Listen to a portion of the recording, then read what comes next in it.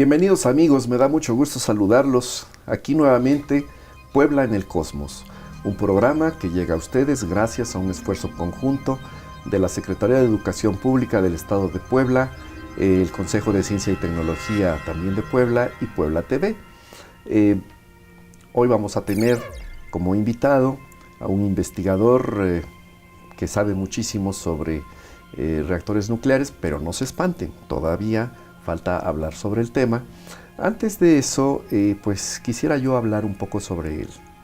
Nace en la Ciudad de México en 1951 y estudia su carrera de físico en la Facultad de Ciencias de la UNAM. Trabaja y continúa con sus estudios de posgrado, también maestría y doctorado en física en la UNAM. Hoy se especializa en plasmas magnetizados y en fusión nuclear controlada. ¿Qué es eso de controlada? Ya lo veremos. Es investigador nacional del CONACYT y bueno, me da mucho gusto que esté con nosotros y presentarles al doctor Julio Herrera Velázquez. Julio, bienvenido y dinos por favor. Bien, pues muchas gracias por darme la oportunidad de hablar en este programa. Al contrario, Julio, gracias por visitarnos. Todo nuestro público seguramente está interesado en escuchar tus conocimientos. Para empezar, vamos a aclarar cuál es la diferencia entre un reactor de fisión y un reactor de fusión. Claro, tenemos que empezar por entender cómo es que se puede obtener energía nuclear a partir de dos procesos completamente opuestos. Fisión es cuando rompemos los núcleos, fusión es cuando juntamos núcleos. ¿Qué es lo que pasa? Bueno, todo viene de la famosa fórmula de Einstein, en donde sabemos que la energía es equivalente a la masa a través de la masa por la velocidad de la luz al cuadrado. Lo que ocurre es que cuando los núcleos pesados se rompen, pueden generar energía en el sentido de que cuando tenemos estos núcleos ya rotos, su masa es menor que la masa del núcleo original. Y esa diferencia de masa se ha convertido en energía. Pero también puede ocurrir el proceso opuesto. Si unimos núcleos ligeros para formar núcleos más pesados, los núcleos más pesados tienen menor masa que los núcleos originales. Entonces eso es lo que hace también la diferencia de masas para producir energía. Y la fusión nuclear es, de hecho, el primer proceso por el que conocemos se genera energía nuclear.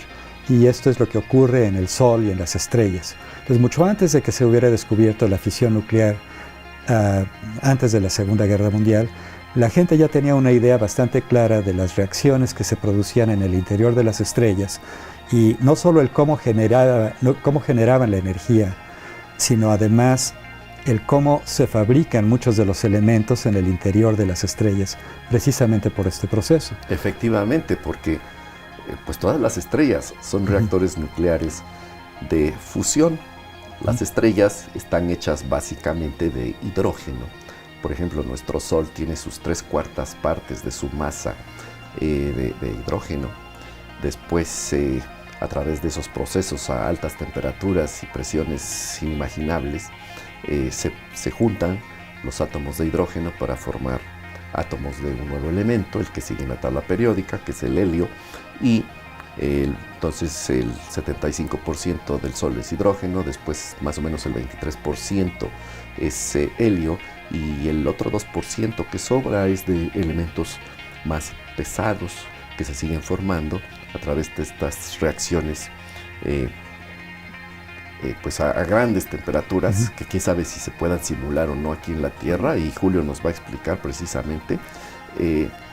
Y todos estos elementos químicos que se forman en nuestro Sol, en nuestro propio reactor nuclear de fusión, viajan a través del espacio pues a bordo del viento solar. El viento solar que después de muchísimo tiempo llega a la Tierra y desde luego a los demás planetas. La luz viaja rapidísimo, esa es otra historia. La luz llega a la Tierra en 8 minutos y segundos a nuestro planeta. Pero el viento solar tarda muchísimo tiempo porque, si no me equivoco, Julio, el viento solar viaja pues como un avioncito. El viento solar es algo bastante complicado, de hecho. Hoy en día tenemos satélites que nos dicen cuál es el clima solar y cómo está modificándose el viento solar entre el Sol y la Tierra y cómo está afectando a la Tierra y a los otros planetas. Yo creo que uno de los principales avances en ciencias espaciales en los últimos años ha sido precisamente el poder identificar bien su comportamiento y todas las estructuras que ocurren en el proceso.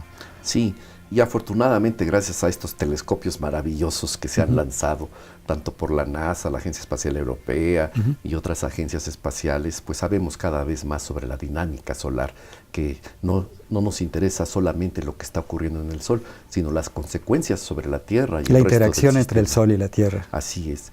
Y regresando a esa ecuación maravillosa de Einstein, qué bárbaro, ¿verdad? Ese señor, nuestros respetos.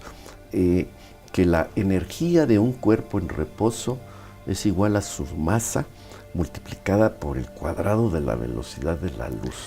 Y como la velocidad de la luz es inmensa, pues resulta que un gramo de X cosa tiene un montón de energía. Es una energía tremenda, sí. Y el problema es cómo sacarla, ¿no? Claro. Y eso es lo que ocurre a través de las reacciones nucleares. Ahora, la pregunta anterior, ¿cuál es la diferencia entre un reactor de fusión y un reactor de fisión? Bueno, la principal diferencia es que hoy en día tenemos reactores de fisión funcionando en todas partes, mientras que todavía estamos diseñando reactores de fusión. Porque en un reactor de fisión, lo que se hace es simplemente producir una reacción en cadena de estos núcleos que se van rompiendo. O sea, cada vez que se rompe un núcleo, se produce neutrones adicionales, y estos neutrones adicionales son capaces de producir otros núcleos, otras rupturas en otros núcleos, otras fisiones en otros núcleos. Por eso es que hablamos de una reacción en cadena. Fisión, se va rompiendo, se va desintegrando, ¿no? Y sobre el proceso se genera energía que calienta las turbinas y luego viene la electricidad, ¿no? Entonces, en el proceso lo que está ocurriendo es que los núcleos originales de combustible, por ejemplo de uranio 235, que quiere decir que la suma de sus protones y neutrones es 235, produce estos otros productos de la fisión que son elementos radioactivos. ¿Qué es lo que no nos agrada mucho? Y eso es el principal problema de los reactores de fisión. Que el combustible mismo se va convirtiendo en un desecho radioactivo que después es necesario guardar en algunos casos por decenas de miles de años en algún lugar. La idea de hacer un reactor de fusión es precisamente evitar esta producción de desechos radioactivos. Así es. Sí, bueno, pues es lo que se puede hacer por el momento, que también ya es un tema muy polémico después de algunos problemas y accidentes que ha habido.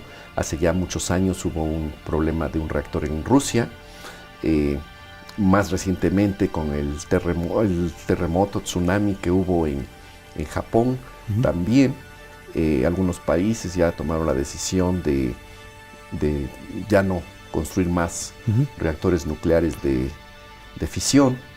¿Y entonces qué va a pasar? Bueno, porque la energía eléctrica es un bien que la humanidad cada vez necesita en mayor cantidad. Aquí debo aclarar también que la energía de fisión todavía se puede perfeccionar, se pueden hacer mejores reactores, se pueden hacer reactores que consuman mejor su combustible, pero de todos modos siempre al final tenemos estos desechos radioactivos que tenemos que disponer de ellos de alguna forma. ¿Cómo remediar esto de la basura radioactiva o cuando menos dejar de producirla y recurrir a otro método quizás más eficiente, quizás más limpio, que es lo que nos gustaría mucho? Nos lo va a explicar Julio después de un corte.